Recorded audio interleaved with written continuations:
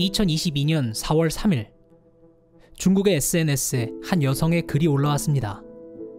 이 여성은 현재 상하이의 봉쇄 때문에 만나러 갈 수 없는 청각장애인 아버지에게 음식을 보내드려야 했습니다. 그때 마침 집으로 온 배달원에게 부탁하고 배달원은 이를 받아들여 음식을 보낼 수 있었습니다. 그리고 여성은 감사한 마음에 배달원에게 200위안을 보냈습니다. 하지만 중국인들은 수고비가 적다며 여성을 비난했고 3일 후 여성은 29층 아파트에서 투신 자살했습니다. 2020년 3월 말 중국 금융시장 개방 이후로 중국 정부에서 공식적으로 인정한 코로나 사망자는 상하이에서 최근에 사망한 3명밖에 없습니다. 그것도 89세 이상의 예방접종도 하지 않은 노인들이죠.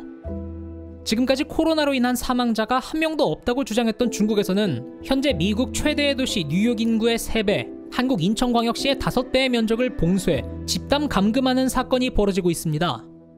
오늘날 2600만 명의 생존전쟁, 상하이 락다운에 대해서 들어보겠습니다.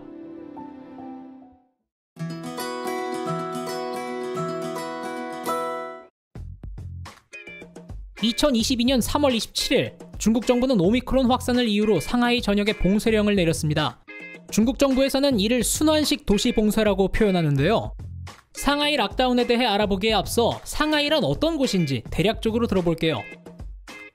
한국인에게 상하이는 대한민국 임시정부가 있었던 곳으로 유명하죠. 중국에서도 상하이가 갖는 의미는 아주 큽니다.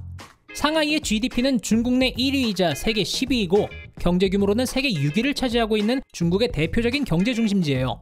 상하이는 중국 최초의 자유무역지대였는데 상하이가 이렇게 성장한 이유는 항구도시라는 지리적인 이점이 아주 커요. 지구상의 대부분의 수도나 상업적으로 발달한 도시들은 가까운 곳에 바다나 강이 있어서 물길을 통한 이웃 국가와의 접근성이 좋았다는 공통점이 있어요.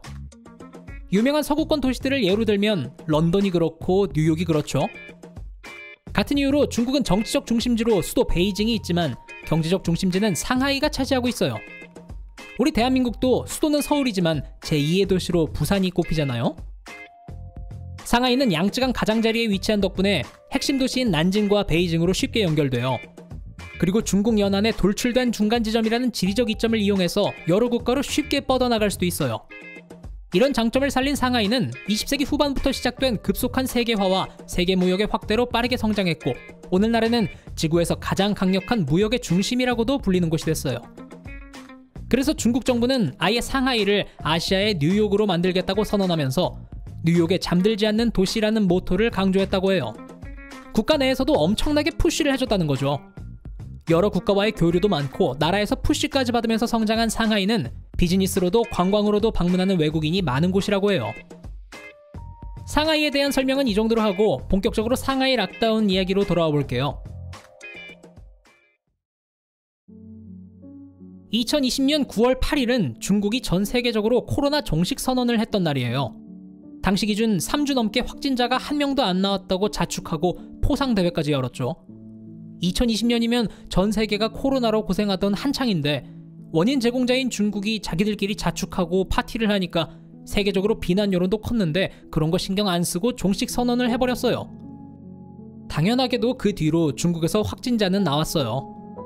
다른 나라가 조금씩 백신을 통해서 코로나랑 싸워가면서 서서히 코로나와의 공존의 정책을 취할 때 중국은 인민들의 눈과 귀를 막고 우리는 코로나 없다 하면서 코로나 제로 정책을 써왔어요. 미국이 중국을 코로나 발생지로 의심하는 와중에 오히려 종식 선언을 해버리면서 미국을 견제하는 모양도 컸죠. 믿는 사람은 아무도 없었지만요. 그리고 2022년 3월 1일 상하이에서 오미크론이 퍼지기 시작했어요. 이때도 중국은 안팎으로 코로나 제로 정책의 한창이었어요. 중국 내부의 목소리는 강제로 어찌어찌 틀어막는다 쳐도 대외적으로 이미 코로나 제로라고 거들먹거리고 있었는데 이번 상하이에 퍼진 오미크론은 모르는 척 뭉개기엔 사태가 많이 심각한 거예요. 아까도 설명드렸듯이 상하이는 중국 경제의 중심지이고 무역이 활발한 도시예요. 일이며 관광이며 들어오는 외국인이 많아요. 2020년 이후로 중국에 입국하는 외국인의 40%가 상하이를 통해서 들어왔다는 통계도 있을 만큼 상하이는 단순히 공산당의 힘으로 인민들 입 좀 틀어막는다고 막힐 곳이 아니었던 거예요. 3월 1일에 양성 판정을 받고 상하이에서 확진 카운트 1을 기록한 것을 시작으로 3월 27일까지 16,013명, 4월 8일까지 13만 1,524명이 감염될 정도로 감염 속도가 미쳐 날뛰기 시작했어요. 이에 대한 중국의 대응은 어땠을까요? 3월 22일 중국인 2명이 단체 채팅방에 도시가 폐쇄된다는 내용을 썼대요. 근데 상하이 공안이 이 내용을 읽고 허위사실 유포라고 잡아가 버렸어요. 나라가 개개인의 대화까지 들여다보는 거예요. 많은 분들이 아시겠지만 중국은 황금방패라는 이름으로 중국에서 인터넷에 접근하는 걸 차단해버려요. 그래서 중국에선 구글맵도 유튜브도 차단된다고 해요. 공식적으로는요. 그래서 이 황금방패를 고대의 만리장성에 비유하기도 해요. 미래에는 모든 IP의 이용 내역들을 해석해서 개개인의 정치적 성향을 분석한 뒤에 접속 차단 여부를 나라에서 직접 적용해주는 인공지능을 도입할 계획이라고 해요. 예를 들어 중국 인터넷에서 티베트는 검색할 수 있지만 티베트 인권이라고 치면 그 순간부터 접근 차단이 걸리는 거예요. 국가가 개인의 사생활을 전부 들여다보고 검열하는 이 끔찍한 일이 2022년 중국 공산당의 현실입니다.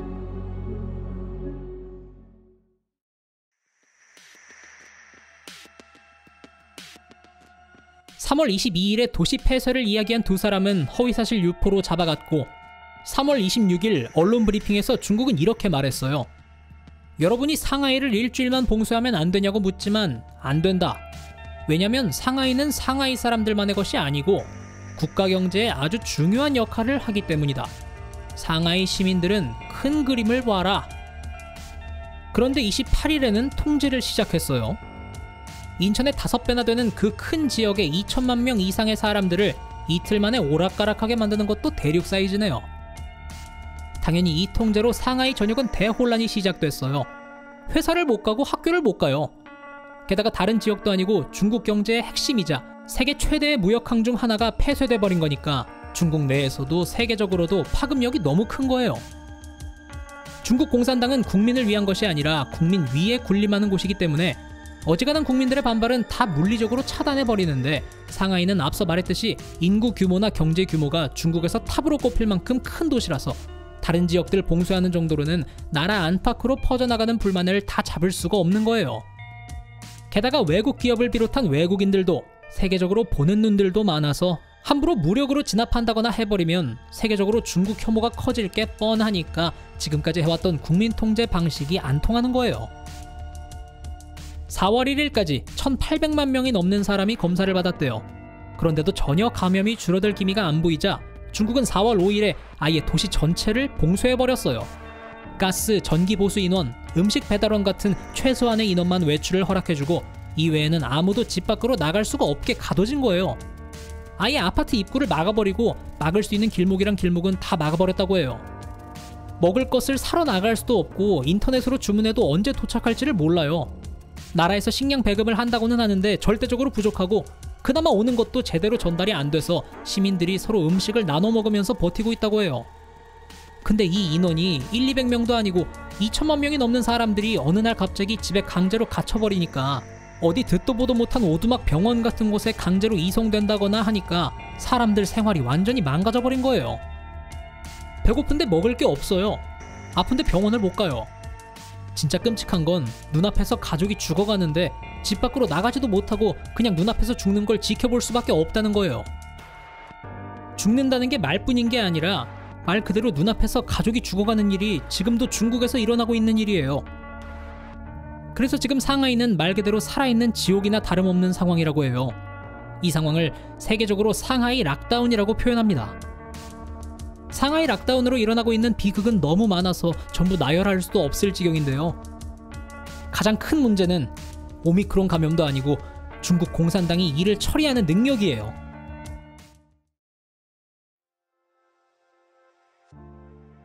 (4월 1일에) 상하이의 푸둥이라는 지역 질병관리본부장에게 한 주민이 전화를 했습니다. 아픈데 병원도 못 가고 상하이 당국은 공식 웨이보 댓글도 막아놨는데 어떻게 해야 되는 거냐? 이때 질병관리본부장이라는 사람이 하는 말이 지금 병실도 없고 격리시킬 자리도 없고 구급차도 없다. 음성 통보받은 사람 중에 앱으로 양성이 뜨는 사람도 있긴 한데 정부에 전화로 항의해라 라고 하는 거예요. 중국 공산당 정부는 한국 정부랑은 다르게 기어오르면 쥐도 새도 모르게 인체의 신비전에 전시되는 그런 나라인데 지금 아픈 사람을 집에 가둬놓고 꼬우면 나라에 전화해서 따지라고 하는 거예요. 근데 4월 3일 주민위원회 간부는 한 주민과의 통화에서 울먹이면서 여러분은 모르겠지만 우리도 더 잘 돕고 싶은데 지금 정부의 정책이 없다라고 밝혔어요. 4월 7일에는 중국 당국에서 내려온 직원이 나는 지금 건물을 소독하고 있으니까 음식을 버려야 된다면서 사무실에 갇힌 사람들에게 간신히 배달된 음식을 버렸대요. 그럼 우리는 뭐 먹냐고 주민이 물었더니 그건 내 알바 아니고 나는 그냥 소독만 하면 된다고 했다고 해요. 4월 8일에는 늦은 밤에 완치돼서 돌아온 여성이 자기 동네에 출입이 거부돼서 못 들어가는 일도 있었는데요. 나 지금 병원에서 PCR 받았고 치료받았다고 말을 해도 당국 직원은 안 돼, 안 들여보내줄 거야, 돌아가 하면서 막았대요. 어처구니 없는 상황이죠. 그래서 여성이 아니 내가 여기 사는 사람인데 무슨 근거로 막냐 하고 따지니까 몰라, 지역위원회랑 상의해보든지 하고 막아버렸대요. 4월 15일에는 당국에서 갑자기 아파트 11개 동을 격리시설로 쓸 거니까 다 집 비우고 나가라고 퇴거 명령을 했대요. 1000명이 넘는 주민들이 몸싸움을 해가면서 격렬하게 저항하는데도 경찰은 사람을 때리고 거기에 항의하는 사람을 되려 체포하고 노인을 강제로 차에 태워 끌고 가면서까지 강제로 집행하려고 했어요.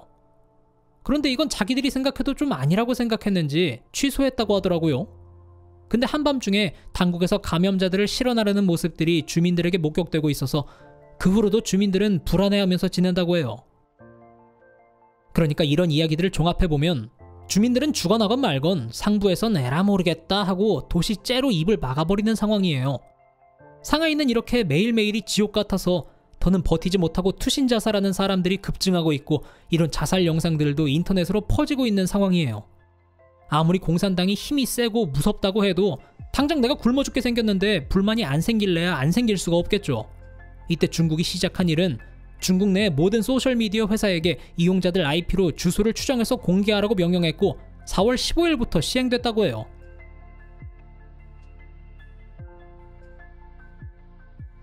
(4월 6일) 상하이의 한 애견인이 키우고 있는 웰시코기랑 함께 격리하고 싶다고 요청하는 일도 있었습니다. 중국 당국의 사람은 그 사람이 격리된 후에 길에서 웰시코기를 때려 죽였어요. 이게 상하이의 현실이고 중국 공산당의 현실입니다. 중국 공산당이 국민을 대하는 모습이 적나라하게 드러난 상하이 락다운. 여러분은 어떻게 생각하시나요?